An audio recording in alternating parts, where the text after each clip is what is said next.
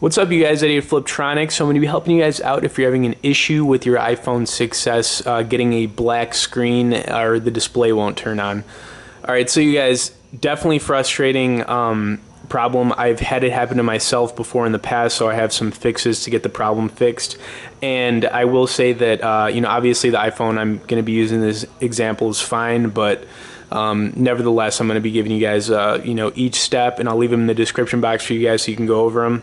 So the one that works a lot of the time is to just hold down the power and home button for about 15 seconds.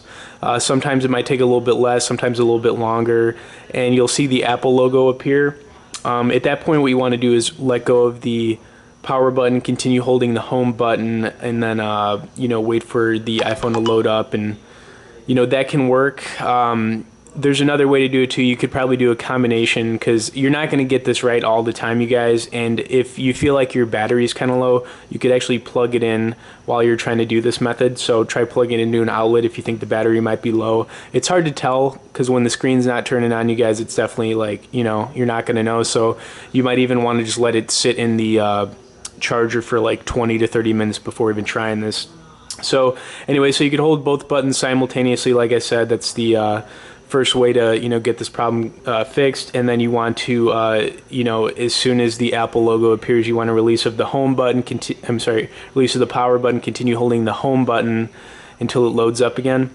And then you could also do a combination of this, you guys. You could hold you could turn the power button on first, and then you can continue holding it for a little bit, then press the home button. So you can kind of do a combination of these two. For the most part, you guys, it takes a few tries to get through, but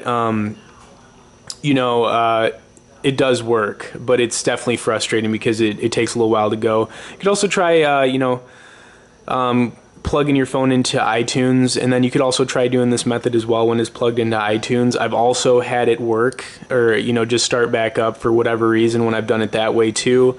But I would say, you guys, the main thing here is you want to make sure your iPhone's charged up, and it's hard to tell, like I said, if the screen's not turning on or working correctly. And just leave it plugged in before you try doing these different combinations of how I'm telling you get the screen back on. But like I said, you're pretty much going to be going back and forth between the home and power button, and you just got to mess with it for a little bit, but you will get it to load back up, believe me. And you could also try doing it with iTunes. You could plug it into iTunes and then try doing the same method as well, and then you should be good to go. Like I said, it's going to take a few tries, you guys, but be patient with it and just make sure your iPhone's charged. Thanks for watching this video. Please like it, stay tuned for more, and be sure to subscribe to our channel.